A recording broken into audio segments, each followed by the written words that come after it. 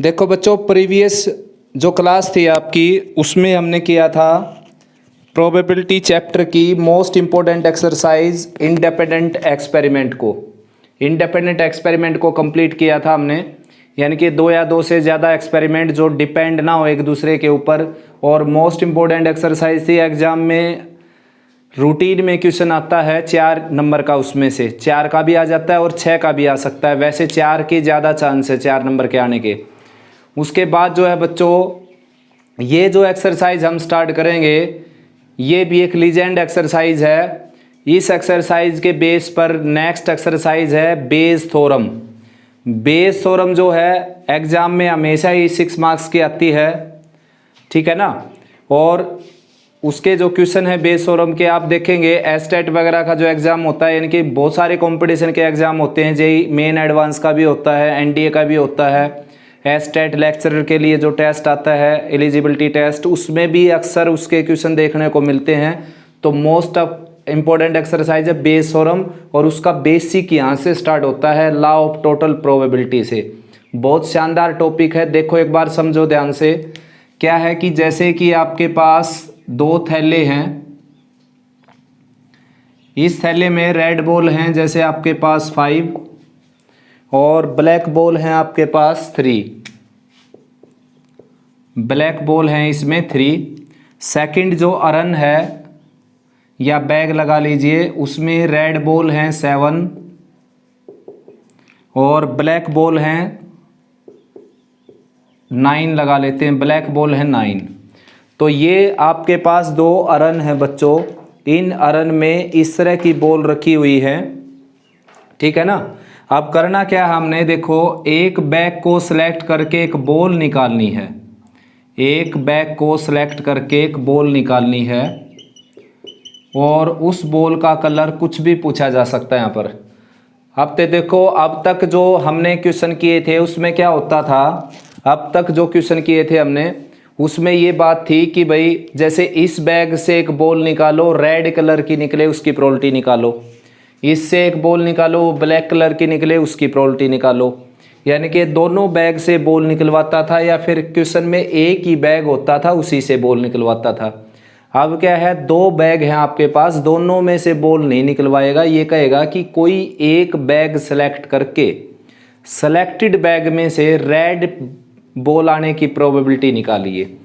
अब जैसे मैं इसमें से, तो स्टेटमेंट ये है कि after selecting 1 bag out of these 2 given bags find the probability of getting red ball. Red ball आने की प्रोबेबिलिटी निकालनी है। तो रेड बॉल आने की प्रोबेबिलिटी निकालें हम, तो क्या आ जाएगा, देखो आंसर। अगर मैं 5/8 लिखता हूँ तो ये प्रोबेबिलिटी नहीं है बच्चों, क्योंकि यहाँ पर श्योरिटी हो गई। रेड बॉल निकाली मैंने जानबूझकर फर्स्ट बैग से निकाली। रेड बॉल इस बैग से भी तो आ सकती है, क्योंकि उसने ये कहा था कि एक बैग को सेलेक्ट करके फिर रेड बॉल निकालो।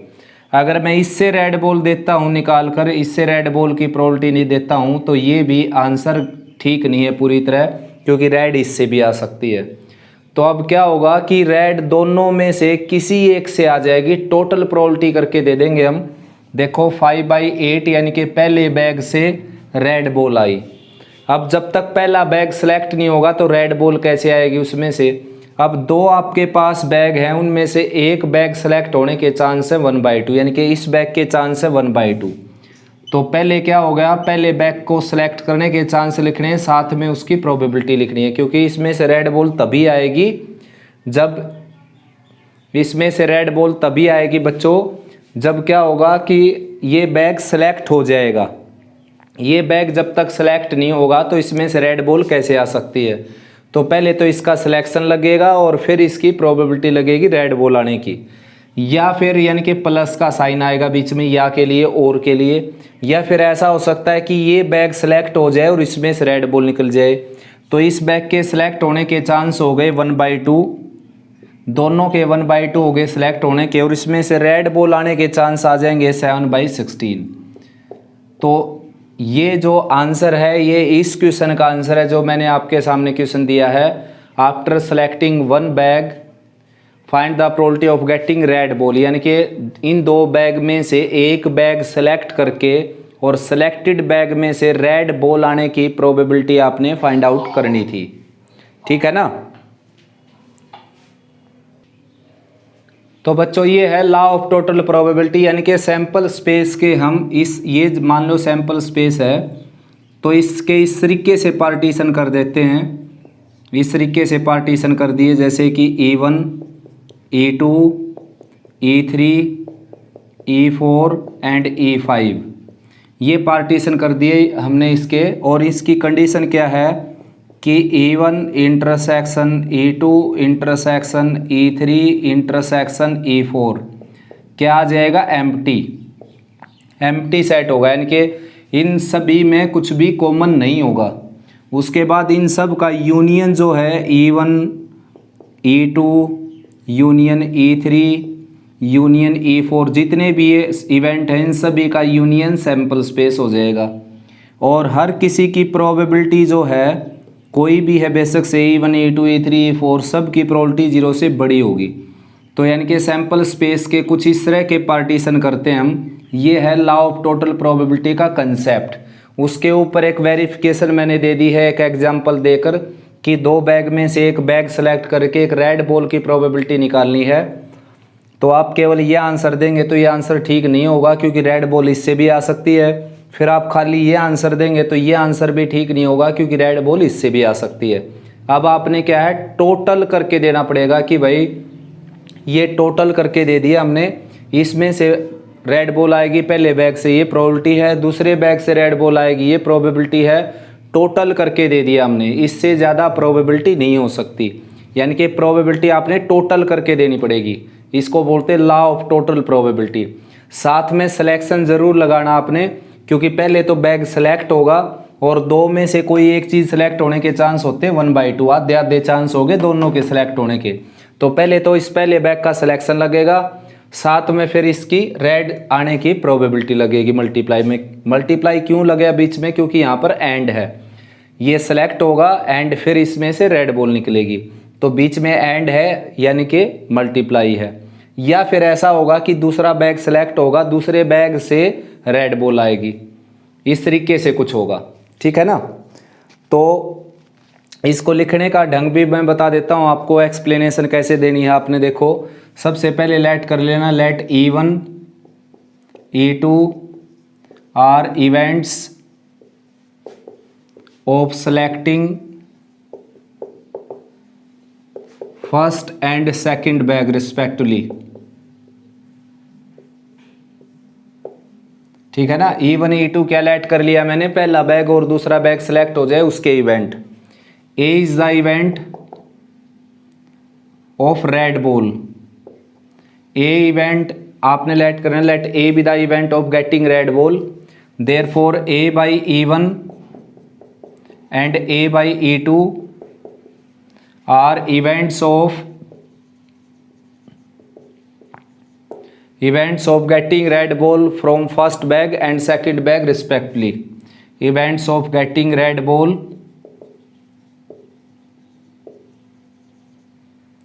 From bag first and second respectively. ठीक है ना। तो ये अब आपने आंसर निकालना है प्रोबेबिलिटी ऑफ ए, और प्रोबेबिलिटी ऑफ ए आ जाएगा प्रोबेबिलिटी ऑफ E1, यानी कि पहला बैग सेलेक्ट होने के चांस, फिर पहले बैग से रेड बॉल आने के चांस, या फिर दूसरा बैग सेलेक्ट होने के चांस और दूसरे बैग से रेड बॉल आने के चांस। बिल्कुल सिंपल टॉपिक है, बिल्कुल सिंपल टॉपिक है। ये जो क्वेश्चंस हैं ये आपने पहले भी कर चुके हैं इस तरह के क्वेश्चंस। ठीक है ना। 11th क्लास में भी बल्कि हो चुके ये क्वेश्चन, लेकिन पूरी तरीके से डिटेल से कंसेप्ट अभी आया है, और कंसेप्ट का नाम है लॉ ऑफ टोटल प्रोबेबिलिटी। कुछ और क्वेश्चन करवाता हूँ, बिल्कुल क्लियर हो जाएगा आपको ये। नेक्स्ट तो फर्स्ट क्वेश्चन है बच्चों इसका, देखो एक्सरसाइज 15.5 का। ए bag contains 4 red 3 black, second bag contains 2 red 4 black balls. One bag is selected at random. From the selected bag, one ball is drawn. Find the probability that ball drawn is of red color. बिल्कुल जो example दिया था मैंने same to same है, explanation के साथ आपको बता देता हूँ। देखो पहले तो विदाउट एक्सप्लेनेशन केवल आपको आसान दिखाने के लिए मैं इसका आंसर निकालता हूँ कितना आसान है ये देखो। इसने कहा कि 2 बैग में से एक बैग सेलेक्ट करके और सिलेक्टेड बैग से रेड बॉल की प्रोबेबिलिटी बताओ। जबकि ये क्वेश्चन अगर 15.5 से पहले वाली एक्सरसाइज का किसी का होता तो यहाँ पर पूछा जाता कि पहले बैग से रेड की प्रोबेबिलिटी बताओ, तो आंसर आ जाता 4/7। दूसरे से पूछ लेता कि दूसरे बैग से रेड की प्रोबेबिलिटी बताओ, तो 2/6 आंसर आ जाता। लेकिन इसमें ये कहा है इसने कि एक बैग सेलेक्ट करके और सिलेक्टेड बैग से रेड की प्रोबेबिलिटी बतानी है आपने। तो ऐसा भी हो सकता है बच्चों, पहला बैग सेलेक्ट हो जाए तो पहले बैग सेलेक्ट होने के चांस है 1/2, क्योंकि 2 में से कोई एक सेलेक्ट करोगे तो आधे ही चांस होंगे उसके, हाफ। तो इसके चांस हो गए 1/2। अब इसमें से रेड के चांस हो गए 4/7, रेड बॉल आने के चांस। तो या तो ये होगा कि ये बैग सेलेक्ट हो गया तो इसमें से रेड आएगी, या फिर ये बैग सेलेक्ट हो गया तो इसमें से रेड आएगी। तो इसके सिलेक्शन के चांस हो गए 1/2। अब इसमें से रेड बॉल आने के चांस हो जाएंगे 2/6।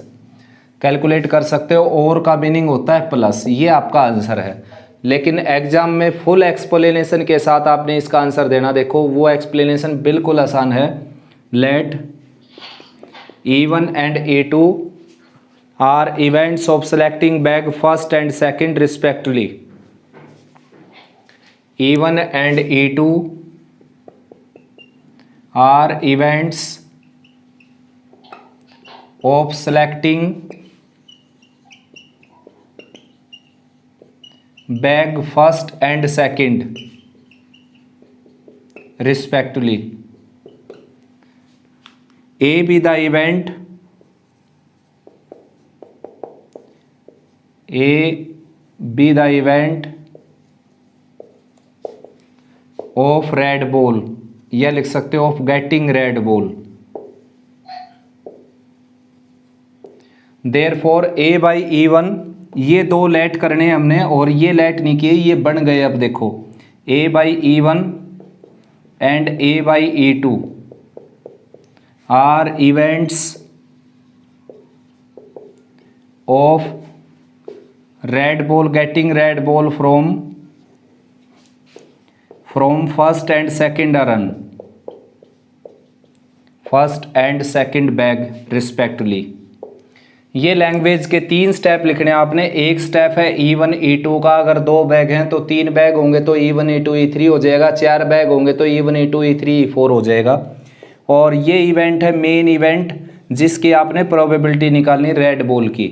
और फिर ये इवेंट अपनी तरफ से बना लेना है, क्योंकि भाई रेड बॉल के इवेंट को हमने ए लेट कर लिया और E1 पहले बैग को सिलेक्ट करना कर लिया, तो A/E1 क्या हो गया, red ball from first bag, क्योंकि पहला बैग सिलेक्ट हो गया फिर उसमें से रेड बॉल निकाली हमने, दूसरा बैग सिलेक्ट हो गया फिर उसमें से रेड बॉल निकाली हमने। ओवरऑल आंसर क्या निकालना है, आंसर निकालना है PA, यानी कि ओवरऑल रेड बॉल आ जाए, किसी से भी आ जाए तो टोटल करके आंसर देना पड़ेगा, तभी इसको बोलते हैं लॉ ऑफ टोटल प्रोबेबिलिटी। तो ये हो गया, देखो पहला बैग सेलेक्ट हो गया, पहले बैग सेलेक्ट होकर उसमें से रेड बॉल आ गई, या फिर दूसरा बैग सेलेक्ट हो गया और दूसरे बैग से रेड बॉल आ गई। ये लैंग्वेज आपने लिख देनी, केवल ये सिंपल लैंग्वेज है। देखो आंसर आप निकाल ही सकते हो इसका। देखो बच्चों बिल्कुल सिंपल क्वेश्चन था ये, और सारे के सारे क्वेश्चन ऐसे ही चलेंगे।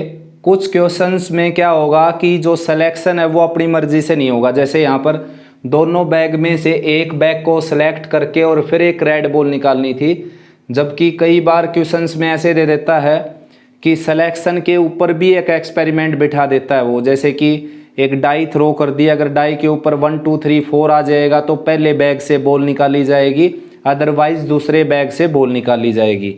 तो पहले अगर डाई के ऊपर 1 2 3 4 आ गया तो E1 इवेंट हमने इसको लेट कर लिया 1 2 3 4 आने का, और E2 इवेंट हो गया डाई के ऊपर 1 2 3 4 ना आए, जैसे कि 5 6 आ गया। तो प्रोबेबिलिटी ऑफ E1 क्या हो गया, देखो प्रोबेबिलिटी ऑफ E1 हो गया 4/6। तो यहाँ पर क्या आ जाएगा, 1/2 की बजाय आ जाएगा 4/6, क्योंकि पहले बैग से रेड बॉल तब निकलेगी जब डाई के ऊपर 1 2 3 4 आएगा, ऐसा लिखा है उसने। और दूसरे बैग से रेड बॉल तब निकलेगी जब डाई के ऊपर 5 6 आएगा, तो इसकी प्रोबेबिलिटी क्या होगी 2/6। लेकिन एक बात क्लियर है ही, जैसा कि मैंने बताया था आपको बेसिक में, तो कि सैंपल स्पेस के ऐसे टुकड़े किए जाते हैं E1 E2 E3 जितने भी होंगे, जैसे इस क्वेश्चन में 2 ई हुए हैं E1 और E2, तो सैंपल स्पेस के 2 टुकड़े किए इसमें हमने, देखो E1 और E2। E1 हो गया डाई जो थ्रो करेंगे उसके ऊपर 1 2 3 4 आ जाए, और E2 हो गया डाई के ऊपर 5 6 आ जाए। तो देखो E1 और E2 की प्रोबेबिलिटी का सम हमेशा क्या होगा 1, क्योंकि E1 E2 E3 E4 जितने भी इवेंट होंगे, ये जो सैंपल स्पेस को हम जो सबसे पहले डिस्ट्रीब्यूट करते हैं, वो सारे के सारे इवेंट्स क्या होंगे, म्यूचुअली एक्सक्लूसिव एंड एग्जॉस्टिव।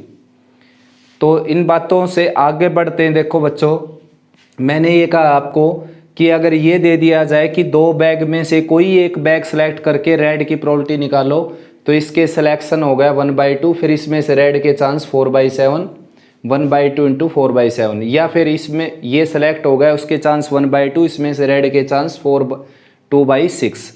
लेकिन अगर ऐसा बोल दिया जाए कि एक डाई थ्रो कर दी और डाई के ऊपर 1 2 3 4 आ जाएगा, तो ये बैग सेलेक्ट किया जाएगा और इसमें से रेड बॉल निकाली जाएगी, अदरवाइज ये बैग सेलेक्ट किया जाएगा, इसमें से रेड बॉल निकाली जाएगी।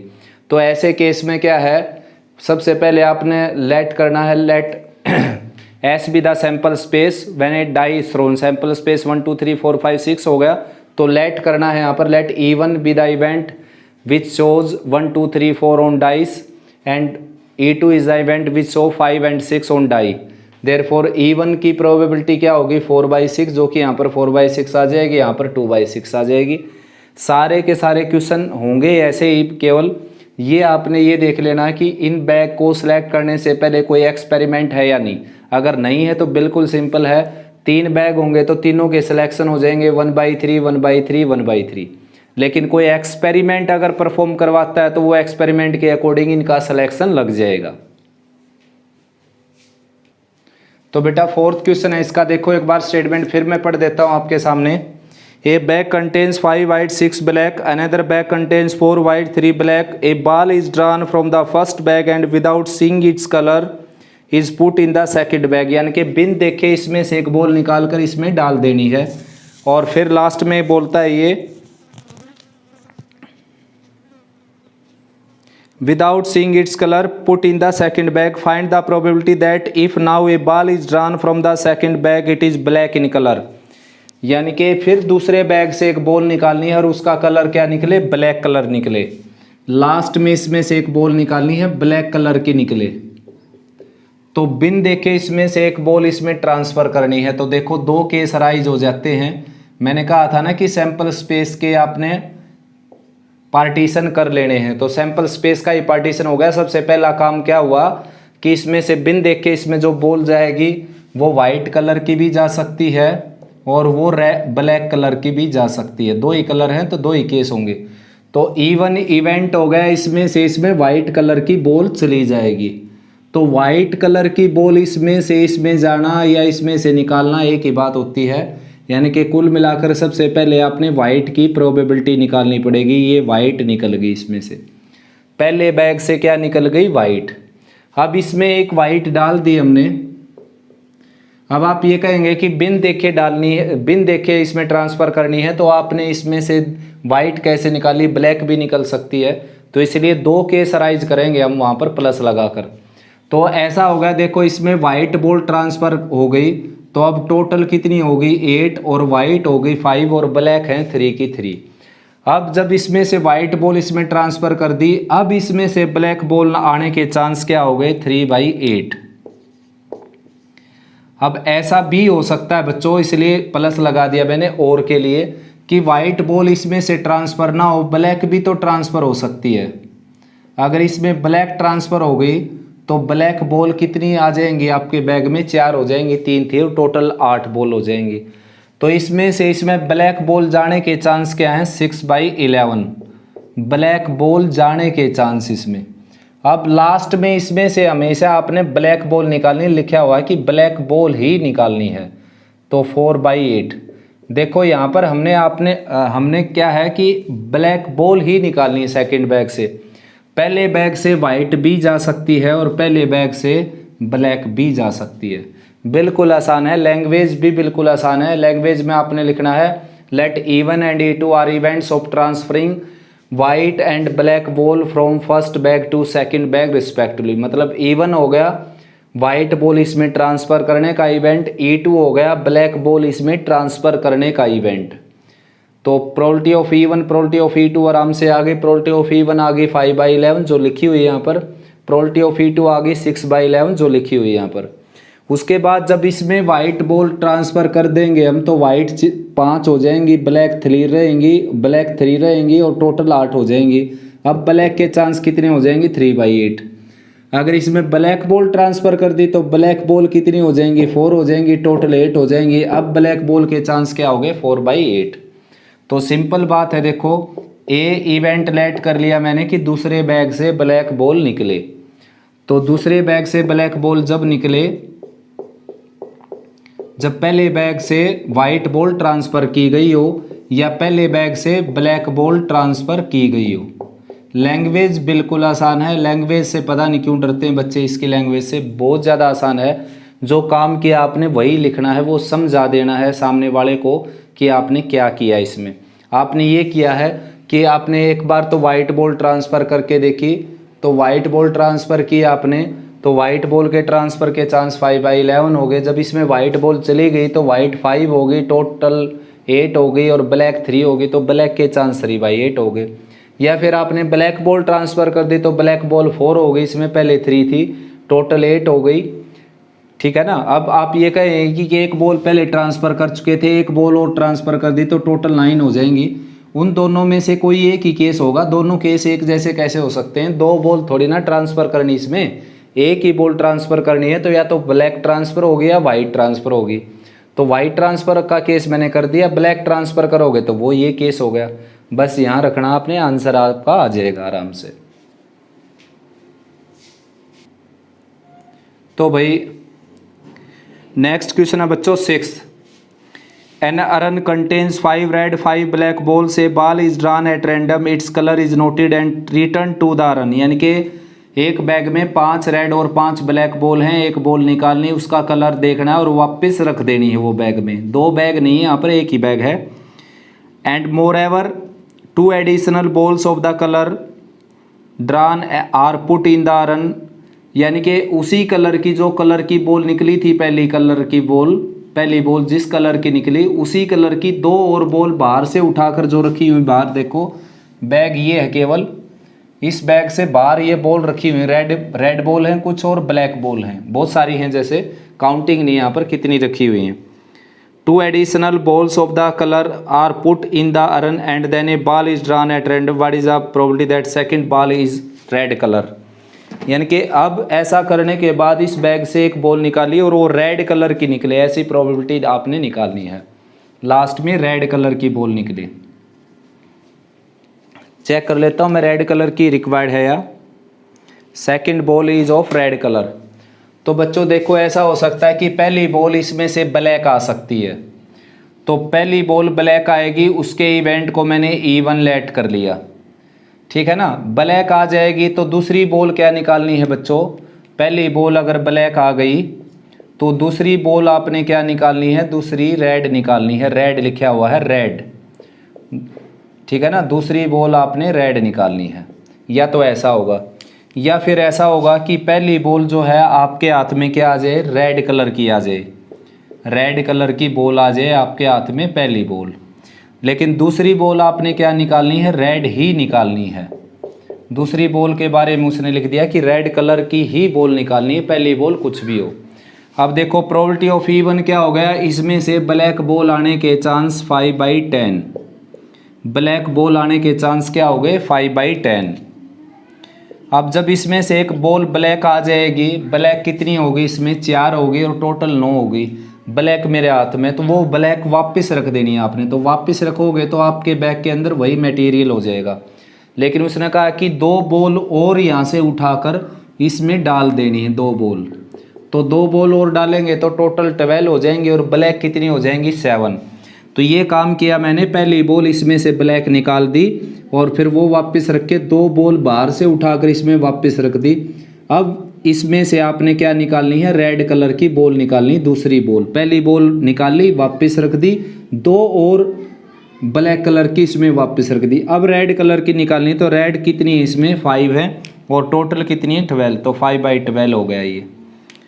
अब ऐसा भी तो हो सकता है कि इसमें से जो आपने बिन देखे बॉल निकाली वो रेड कलर की निकल जाए, तो रेड कलर की निकल जाए तो अब आपके पास वही बैग हो जाएगा जो पुराना बैग था, क्योंकि या तो ये काम होगा या ये काम होगा। अब ये होगा तो ऐसा हो जाएगा, या फिर ये नहीं हुआ तो ऐसा होगा कि ये आपके पास बैग है शुरुआती टाइम पर, इसमें रेड और ब्लैक बॉल है, टोटल 10 है।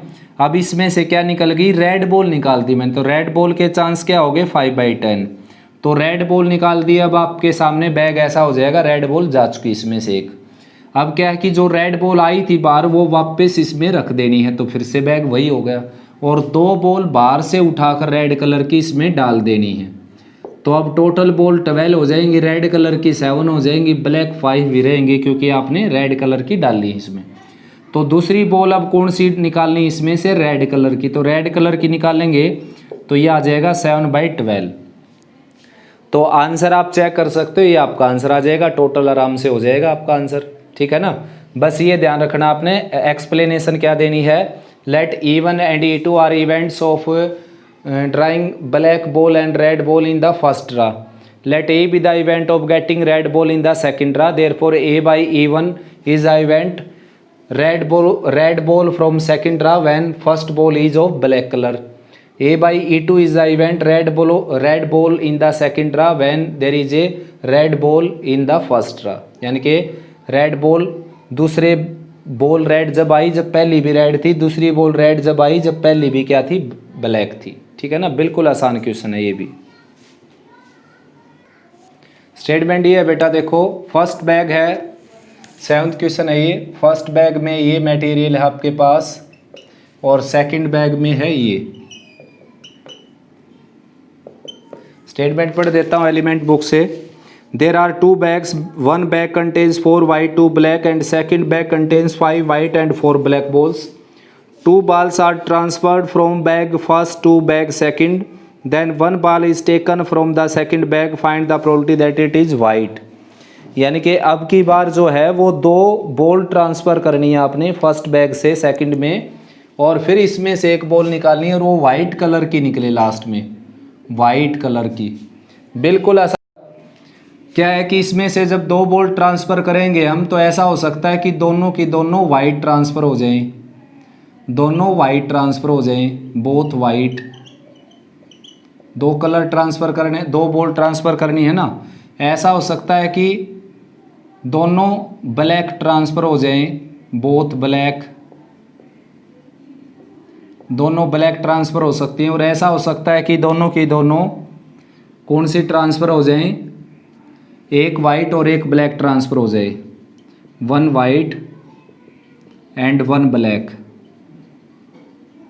क्योंकि ऐसा लिखा है कि इसमें से पहले बैग में से दूसरे बैग में 2 बॉल ट्रांसफ़र करनी है, ट्रांसफ़र करने के बाद लास्ट में इस बैग से एक बॉल निकालनी, वो वाइट कलर की निकले, उसकी प्रोबेबिलिटी निकालनी है। तो सबसे पहले आपने लेट करने लेना है, let E1 is the event transferring both white ball from first bag to second bag, E2 is the event both black ball are transferred from first bag to second bag, and E3 is the event 1 white and 1 black ball transfer from first bag to second bag. तो probability of E1 क्या आ जाएगा, देखो probability of E1 आ जाएगा कि दोनों की दोनों white ball transfer कर दी, तो ये आ जाएगा 4/6 इंटू 3/5। देखो इसमें से इसमें ट्रांसफ़र करना लगा लीजिए या फिर इसमें से बॉल निकालने की प्रोबेबिलिटी निकाल लीजिए, एक ही बात होती है, क्योंकि निकाल कर बाहर फेंको या इसमें ट्रांसफ़र करो तो प्रोबेबिलिटी तो वही सेम टू सेम आएगी ना। तो इसमें से पहली वाइट बॉल जाएगी, उसके चांस है 4/6। अब इसमें एक बॉल कम हो जाएगी क्योंकि वापस नहीं रखनी है आपने, वो वापस कैसे रखनी, क्योंकि ट्रांसफ़र करना है तो उसी में ट्रांसफ़र कर देनी है वो। तो अब इसमें एक वाइट बॉल कम हो जाएगी, तो वाइट बॉल बच जाएंगे 3 और टोटल बच जाएंगे 5। तो ये हो गया प्रोबेबिलिटी ऑफ E1, यानी कि दोनों वाइट बॉल ट्रांसफ़र कर देना इसमें। प्रोबेबिलिटी ऑफ E2 हो गया बच्चों दोनों की दोनों ब्लैक बॉल ट्रांसफ़र कर देना। तो पहली बॉल ब्लैक ट्रांसफ़र करने जाओगे 2/6। अब ऐसे मत कहना कि भाई 2 बॉल इसमें से बाहर निकल चुकी, अब तो टोटल बॉल कितनी बच गई इसमें 4 और वाइट बॉल कितनी बच गई 2। ऐसा नहीं है बच्चों, या तो ये काम होगा या ये होगा, क्योंकि ऐसा थोड़ा हो सकता है कि दोनों वाइट भी ट्रांसफ़र हो गए, दोनों ब्लैक भी ट्रांसफ़र हो गए, तो 4 बॉल ट्रांसफ़र हो गए। तो केवल 2 बॉल ट्रांसफ़र करोगे, या तो दोनों वाइट ट्रांसफ़र हो जाएंगे या दोनों ब्लैक ट्रांसफ़र हो जाएंगे। तो या तो ये होगा या फिर ये होगा। तो क्या होगा कि दोनों ब्लैक ट्रांसफ़र हो जाएंगी। तो पहली ब्लैक ट्रांसफ़र होने के चांस ये हो गए और दूसरी के चांस ये हो गए। प्रोबेबिलिटी ऑफ E3 को ध्यान से समझ लेना आपने, इसमें ही बच्चे गड़बड़ करते हैं। देखो इसमें क्या है कि डिफरेंट कलर हो गया। देखो एक वाइट और एक ब्लैक ट्रांसफ़र हो जाए, तो वाइट ट्रांसफ़र हो गए तो चांस हो गए 4/6 और ब्लैक ट्रांसफ़र हो गए तो चांस हो गए 2/5।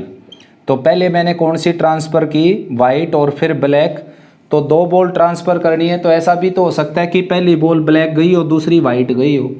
तो या फिर ऐसा होगा कि पहली बॉल ब्लैक गई, देखो ब्लैक बॉल जाएगी तो 2/6 और वाइट बॉल जाएगी 4/5। तो यानी कि 2 केस हो गए, तो 2 से मल्टीप्लाई कर सकते हो आप इसको, 2 से मल्टीप्लाई कर दिया इसको, ठीक है ना। ये ध्यान रखना आपने, यहाँ पर 2 से मल्टीप्लाई क्यों किया मैंने, क्योंकि ऐसा भी तो हो सकता है कि पहली बॉल वाइट चली जाए दूसरी ब्लैक, या फिर पहली ब्लैक दूसरी वाइट। कलर तो दोनों एक वाइट एक ब्लैक ही होगा ना दोनों में, तो इसलिए दोनों केस लिखकर ऐड करने पड़ेंगे आपने। अब क्वेश्चन में कुछ बचा ही नहीं है देखो, लेकिन खास तौर पर यहाँ पर भी काफ़ी इंटरेस्टिंग क्वेश्चन है ये। ए इवेंट लेट कर लिया मैंने, लास्ट में इसमें से वाइट बॉल निकलेगी। A/E1 क्या हो गया, इसमें से वाइट बॉल जब निकली, जब ये केस हैपन हुआ हो, ये बोथ वाइट चली गई हो, इसमें E1 क्या था, दोनों वाइट जाना इसमें। तो इसमें दोनों वाइट जाएंगी, तो अब आपके बैक की जो स्कल है वो कुछ इस तरह की हो जाएगी। देखो वाइट बॉल कितनी हो जाएंगी 7 और ब्लैक बॉल 4 रहेंगी और टोटल 11 हो जाएगी। अब इसमें से वाइट बॉल निकालने के चांस हो गए बच्चों 7/11, ना कि 5/9, क्योंकि आप वाइट जब आप निकालने लग रहे हो इसमें से, जब आप इसमें 2 वाइट डाल चुके।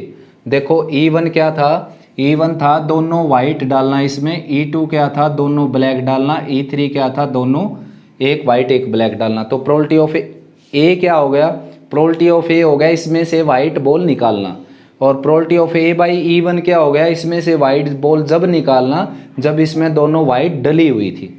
या तो ये काम होगा या फिर ये होगा। देखो प्रोबेबिलिटी ऑफ A/E2 का हो जाएगा, प्रोबेबिलिटी ऑफ A/E2 क्या होगा बच्चों, जब इसमें दोनों की दोनों ब्लैक बॉल ट्रांसफ़र आपने कर ली। ब्लैक बॉल ट्रांसफ़र करने के बाद आपने इसमें से वाइट बॉल निकालनी है, मतलब लास्ट में इसमें से निकालनी है वाइट। ये नहीं कि ब्लैक ट्रांसफ़र कर दी तो ब्लैक निकालनी है, वाइट ट्रांसफ़र कर दी तो वाइट निकालनी है।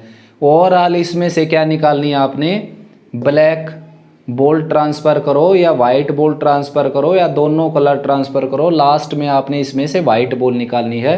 तो अब इसमें से वाइट बॉल निकालने के चांस हो जाएंगे 5/11, और प्रोबेबिलिटी ऑफ A/E3 क्या आ जाएगा, A/E3 आ जाएगा कि इसमें आपने वाइट बॉल जब निकाली, जब एक वाइट और एक ब्लैक बॉल आपने इसमें ट्रांसफ़र कर रखी हो, एक वाइट और एक ब्लैक बॉल ट्रांसफ़र कर रखी हो।